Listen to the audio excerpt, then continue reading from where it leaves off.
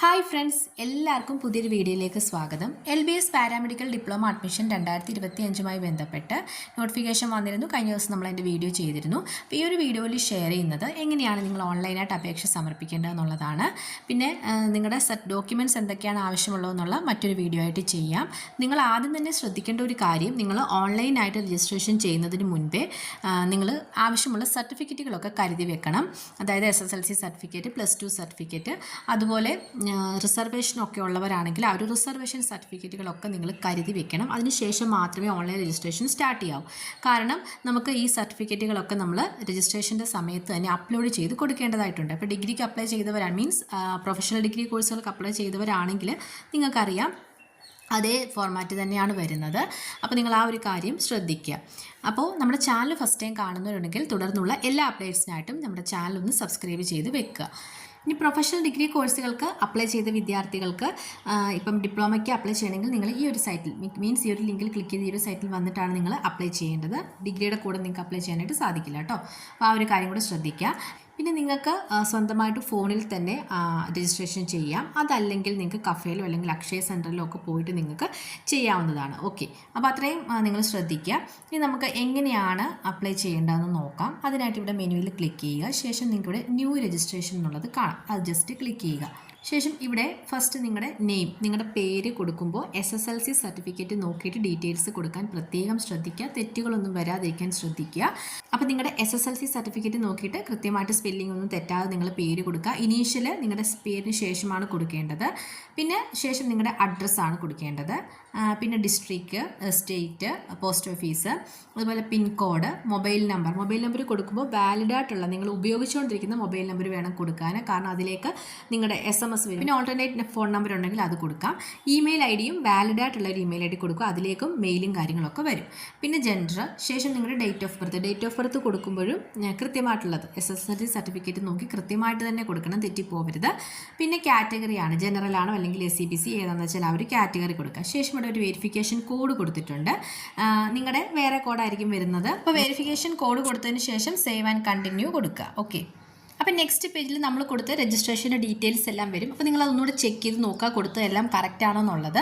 അതുപോലെ തന്നെ നമ്മുടെ ആപ്ലിക്കേഷൻ ഫീ എത്ര എന്നുള്ളതും കൊടുത്തിട്ടുണ്ടാകും. അപ്പോൾ നിങ്ങൾ കൊടുത്ത ഡീറ്റെയിൽസ് എല്ലാം കറക്റ്റ് ആണെങ്കിൽ നിങ്ങൾക്ക് കൺഫേം എന്ന് കൊടുക്കാം. അതല്ല, എന്തെങ്കിലും മിസ്റ്റേക്സ് നിങ്ങളുടെ ആ ഒരു ഡീറ്റെയിൽസിൽ ഉണ്ടെങ്കിൽ നിങ്ങൾ ചേഞ്ചസ് റിക്വയർഡ് എന്നുള്ളത് ക്ലിക്ക് ചെയ്തിട്ട് ആ മിസ്റ്റേക്സ് നിങ്ങൾക്ക് അവിടെ ക്ലിയർ ചെയ്ത് കൊടുക്കാവുന്നതാണ്.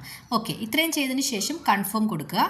നെക്സ്റ്റ് പേജിൽ നമ്മുടെ പേയ്മെൻറ്റ് ചെയ്യാനുള്ള മെത്തേഡാണ് പറയുന്നത്. നിങ്ങൾക്ക് രണ്ട് രീതിയിൽ പേയ്മെൻറ്റ് ചെയ്യാം. ത്രൂ ഫെഡറൽ ബാങ്ക് ചെലാനും അതുപോലെ തന്നെ ഓൺലൈൻ വഴി നിങ്ങൾക്ക് ചെയ്യാവുന്നതാണ്. ഇപ്പം ചെലാൻ മുഖേന ചെയ്യുന്നവരാണെങ്കിൽ നിങ്ങൾ പ്രിൻറ്റ് ചെലാൻ എന്നുള്ളത് ക്ലിക്ക് ചെയ്യുക. ശേഷം ആ ഒരു ചെലാൻ്റെ പ്രിൻറ്റ് എടുത്തിട്ട് ഏതെങ്കിലും ഫെഡറൽ ബാങ്കിൻ്റെ ഒരു ബ്രാഞ്ചിൽ കൊണ്ടുപോയിട്ട് നിങ്ങൾക്ക് ഈ ഒരു പ്രിൻറ്റ് കാണിച്ചിട്ട് ആപ്ലിക്കേഷൻ ഫീസ് അടയ്ക്കാവുന്നതാണ്. അപ്പോൾ അതിൻ്റെ കോപ്പി നിങ്ങൾക്ക് അവർ തിരിച്ചു തരും. അപ്പോൾ ഈ ഒരു ചെലാൻ വഴി ഫീസ് അടയ്ക്കുന്നവർക്ക് ഒരു ദിവസം എടുക്കും അതിൻ്റെ പ്രോസസ്സിംഗ് ഒക്കെ നടക്കാനായിട്ട്. അപ്പോൾ അടുത്ത ദിവസം നിങ്ങൾക്ക് പിന്നെ അടുത്ത സ്റ്റെപ്പിലേക്ക്, മൂന്നാമത്തെ സ്റ്റെപ്പിലേക്ക് പോകാനായിട്ട് സാധിക്കുകയുള്ളൂ. ഓക്കെ, ഇനി ഓൺലൈൻ വഴി പേയ്മെൻറ്റ് ചെയ്യുന്നവരാണെങ്കിൽ രണ്ടാമത്തെ മോഡ് സെലക്ട് ചെയ്യുക, മേക്ക് പേയ്മെൻറ്റ് എന്നുള്ളത് കൊടുക്കുക. ശേഷം നെക്സ്റ്റ് പേജിൽ നിങ്ങളുടെ പേയ്മെൻറ്റ് മോഡ് ഏത് രീതിയിലാണോ നിങ്ങൾ പേയ്മെൻറ്റ് ചെയ്യാൻ ആഗ്രഹിക്കുന്നത് ആ ഒരു രീതി കൊടുക്കാം. UPI ആണെങ്കിൽ, അതായത് GPay, ഫോൺപേ, Paytm ഈ ഒരു രീതിയിൽ ചെയ്യേണ്ടവരാണെങ്കിൽ അത് സെലക്ട് ചെയ്യാം. അതല്ല കാർഡ്, ഡെബിറ്റ് കാർഡ് അല്ലെങ്കിൽ ക്രെഡിറ്റ് കാർഡൊക്കെ യൂസ് ചെയ്ത് ചെയ്യുന്നവരാണെങ്കിൽ കാർഡ് സെലക്ട് ചെയ്യുക. നെറ്റ് ബാങ്കിങ് ആണെങ്കിൽ അത് സെലക്ട് ചെയ്യുക. അപ്പം UPI ആണെങ്കിൽ UPI ID കാര്യങ്ങൾ ഡീറ്റെയിൽസ് എല്ലാം കൊടുക്കുക. അതല്ല കാർഡാണെങ്കിൽ നിങ്ങൾ ആ കാർഡിൽ നോക്കിയിട്ട് അതിൻ്റെ ഡീറ്റെയിൽസ് എല്ലാം കൃത്യമായിട്ട് എൻ്റർ ചെയ്ത് കൊടുക്കുക. ഒരു കാര്യം ശ്രദ്ധിക്കുക, നമ്മൾ പേയ്മെൻറ്റ് ചെയ്യുന്ന ടൈമിൽ നല്ല ഇൻ്റർനെറ്റ് സ്പീഡ് ഉണ്ടായിരിക്കണം. അപ്പോഴേ കറക്റ്റായിട്ടൊക്കെ ട്രാൻസാക്ഷൻ നടക്കുകയുള്ളൂ. അപ്പോൾ നിങ്ങളുടെ ട്രാൻസാക്ഷൻ കംപ്ലീറ്റ് ആയെങ്കിൽ ട്രാൻസാക്ഷൻ സക്സസ്ഫുൾ ആയിട്ട് കംപ്ലീറ്റ് ആയി എന്ന് പറഞ്ഞിട്ടൊരു മെസ്സേജ് വരും.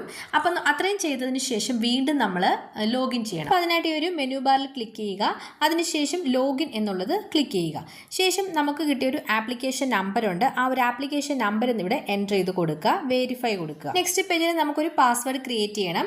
അതിനായിട്ട് പാസ്വേഡിന്റെ ഫോർമാറ്റ് നിങ്ങൾക്കറിയാം. ഫസ്റ്റ് ലെറ്റർ ക്യാപിറ്റൽ ലെറ്റർ ആയിരിക്കണം. പിന്നെ small letters, numbers, special symbols, ഇങ്ങനെയാണ് അതിൻ്റെ ആ ഒരു ഫോർമാറ്റ് വരുന്നത്. അപ്പോൾ അങ്ങനെയുള്ള നിങ്ങൾ ക്രിയേറ്റ് ചെയ്യുക. വീണ്ടും ആ പാസ്വേഡ് റീടൈപ്പ് ചെയ്ത് കൊടുക്കുക. ഇനി സെലക്ട് സെക്യൂരിറ്റി ക്വസ്റ്റ്യൻ ചോദിക്കുന്നുണ്ട്. ഇപ്പം എന്തെങ്കിലും കാരണവശാൽ നിങ്ങൾ പാസ്വേഡ് മറന്നു പോകുമോ മറ്റോ ചെയ്യുവാണെങ്കിൽ അത് റിട്രീവ് ചെയ്യാൻ വേണ്ടിയിട്ടാണ് നമ്മൾ ഈ ഒരു കോളം നമ്മൾ എടുക്കുന്നത്. അതായത് അതിനകത്തുനിന്ന് ഏതെങ്കിലും ഒരു ക്വസ്റ്റ്യൻ നിങ്ങൾ സെലക്ട് ചെയ്ത് കൊടുക്കുക, അതിന് ആൻസർ കൊടുക്കുക, ശേഷം കൺഫേം കൊടുക്കുക. ഇത്രയും ചെയ്ത് കഴിയുമ്പോൾ നമ്മൾ അവിടെ പാസ്വേഡ് ക്രിയേറ്റ് ചെയ്തിട്ടുണ്ട്. അത്രയും ചെയ്ത് കഴിയുമ്പോൾ അടുത്ത പേജിൽ നമ്മൾ നേരത്തെ കൊടുത്ത പേഴ്സണൽ ഡീറ്റെയിൽസ് എല്ലാം ഡീഫോൾട്ടായിട്ട് വരും. പിന്നീട് പറയുന്നത് സർട്ടിഫിക്കറ്റുകൾ അപ്ലോഡ് ചെയ്യാനായിട്ടാണ്. ഡേറ്റ് ഓഫ് ബർത്ത് പ്രൂവ് ചെയ്യാനായിട്ട് നിങ്ങൾ ഒന്നുകിൽ ബർത്ത് സർട്ടിഫിക്കറ്റ് അപ്ലോഡ് ചെയ്യണം, അതല്ലെങ്കിൽ SSLC സർട്ടിഫിക്കറ്റ് അപ്ലോഡ് ചെയ്താൽ മതി. അതുപോലെ നേറ്റിവിറ്റി പ്രൂവ് ചെയ്യാനായിട്ട് നേറ്റിവിറ്റി സർട്ടിഫിക്കറ്റ് ഉണ്ടെങ്കിൽ അപ്ലോഡ് ചെയ്യാം, അതില്ലെങ്കിൽ SSLC സർട്ടിഫിക്കറ്റ് മതി. അപ്പോൾ നിങ്ങളുടെ സർട്ടിഫിക്കറ്റ് എന്ന് പറയുന്നത് 200 KB കൂടാൻ പാടില്ല, PDF ഫോർമാറ്റിലായിരിക്കണം. അപ്പോൾ ഇത് നിങ്ങൾ എന്ത് ചെയ്യുക, ഒരു ഫയലിൽ നിങ്ങൾ ഇത് സേവ് ചെയ്ത് വെക്കുക. എന്നിട്ട് ഇവിടെ ചൂസ് ഫയൽ എന്നുള്ളത് കൊടുത്തിട്ടുണ്ട്, അത് ജസ്റ്റ് ക്ലിക്ക് ചെയ്താൽ നിങ്ങൾ ഏത് ഫയലിലാണോ അത് സേവ് ചെയ്ത് വെച്ചേക്കുന്നത്, നിങ്ങളുടെ ഫോണിലായിരിക്കും, അതല്ല പെൻഡ്രൈവിലാണെങ്കിൽ അങ്ങനെ ആ ഒരു ഫയലിൽ നിന്ന് നിങ്ങളത് സെലക്ട് ചെയ്ത് കൊടുക്കുക. അതിനുശേഷം റൈറ്റ് സൈഡിലായിട്ട് അപ്ലോഡ് എന്ന് പറഞ്ഞിട്ടൊരു ബട്ടൺ ഉണ്ട്, അത് ജസ്റ്റ് ക്ലിക്ക് ചെയ്ത് കഴിഞ്ഞാൽ അതിന് തൊട്ട് ചൂസ് ഫയൽ എന്നുള്ളതിന് തൊട്ട് താഴെയായിട്ട് നോട്ട് അപ്ലോഡഡ് എന്നാണ് ഇപ്പോൾ കൊടുത്തിരിക്കുന്നത്, അത് അപ്ലോഡഡ് എന്ന് നിങ്ങൾക്ക് കാണാനായിട്ട് സാധിക്കും. അപ്പോൾ ഈ സെയിം രീതിയിൽ 2 സർട്ടിഫിക്കറ്റുകളും അപ്ലോഡ് ചെയ്യുക. അതിനുശേഷം റിലീജിയൻ ആണ് പറയുന്നത്, റിലീജിയൻ കൊടുക്കുക. പിന്നെ കമ്മ്യൂണിറ്റി, അതുപോലെ തന്നെ റിസർവേഷൻ ആവശ്യമായിട്ടുള്ള ഡോക്യുമെന്റ്സ് അതത് കാറ്റഗറിയിലുള്ളവർ അപ്ലോഡ് ചെയ്യണം.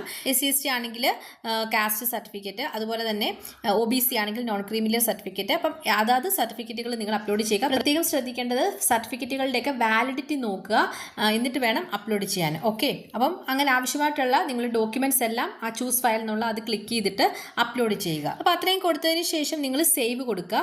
ശേഷം നെക്സ്റ്റ് പേജിൽ പേഴ്സണൽ ഡേറ്റ നമ്മൾ കൊടുത്ത എല്ലാ ഡീറ്റെയിൽസും മൊത്തത്തിൽ വരും. അപ്പോൾ അതിൽ എന്തെങ്കിലും ചേഞ്ചസ് വരുത്തണം എന്നുണ്ടെങ്കിൽ നിങ്ങൾക്ക് ചേഞ്ചസ് റിക്വയർഡ് എന്നുള്ളത് ക്ലിക്ക് ചെയ്ത് ചേഞ്ചസ് വരുത്താം, അതല്ലെങ്കിൽ കൺഫേം ആൻഡ് പ്രൊസീഡ് എന്നുള്ളത് ക്ലിക്ക് ചെയ്യുക. നെക്സ്റ്റ് പേജിൽ മാർക്ക് ഡീറ്റെയിൽസ് ആണ്, അപ്പോൾ അതെല്ലാം കൃത്യമായിട്ടാണെന്ന് നിങ്ങൾ ചെക്ക് ചെയ്ത് നോക്കുക. അതിനുശേഷം നെക്സ്റ്റ് പേജിൽ നിങ്ങളുടെ ഫോട്ടോയും സിഗ്നേച്ചറും അപ്ലോഡ് ചെയ്യാൻ വേണ്ടിയിട്ടുള്ളതാണ്. അപ്പോൾ ഫോട്ടോഗ്രാഫ് പാസ്പോർട്ട് സൈസ് ഫോട്ടോ ആയിരിക്കണം, ക്ലിയർ ആയിരിക്കണം, അതുപോലെ തന്നെ 6 മാസം റീസെൻ്റ് ആയിട്ടുള്ളതായിരിക്കണം, 6 മാസത്തിനുള്ളിൽ എടുത്തിട്ടുള്ളതായിരിക്കണം. നിങ്ങളുടെ ഇമേജ് ഫയൽ JPG ഫോർമാറ്റ് ആയിരിക്കണം, 200-150 പിക്സൽ ഹൈറ്റ് ആൻഡ് വിഡ്ത്ത് ആയിരിക്കണം, അതുപോലെ 50 KBക്കും 30 KBക്കും ഇടയിലായിരിക്കണം ഫയൽ സൈസ് വരേണ്ടത്. അപ്പം അതും നിങ്ങൾക്ക് നെക്സ്റ്റ് പേജിലായിട്ട് ആ ഒരു ചൂസ് ഫയൽ എന്നുള്ളത് ക്ലിക്ക് ചെയ്തിട്ട് നിങ്ങൾ എവിടെയാണോ സേവ് ചെയ്ത് വെച്ചിരിക്കുന്നത് അതിൽ നിന്നും ഫോട്ടോ എടുത്ത് അപ്ലോഡ് ചെയ്യാണ് വേണ്ടത്. ഓക്കെ, നെക്സ്റ്റ് സിഗ്നേച്ചർ ആണ്. സിഗ്നേച്ചർ നിങ്ങളൊരു വൈറ്റ് ഷീറ്റ് എടുത്തിട്ട് സിഗ്നേച്ചർ ഇടുക, ശേഷം അത്രയും ക്രോപ്പ് ചെയ്തെടുക്കുക, അതിനുശേഷം അത് സ്കാൻ ചെയ്യുക. അതുപോലെ തന്നെ അതിൻ്റെ JPG ഫോർമാറ്റ് ആയിരിക്കണം, 100-150 പിക്സൽ ഹൈറ്റ് ആൻഡ് വിഡ്ത്ത് ആയിരിക്കണം.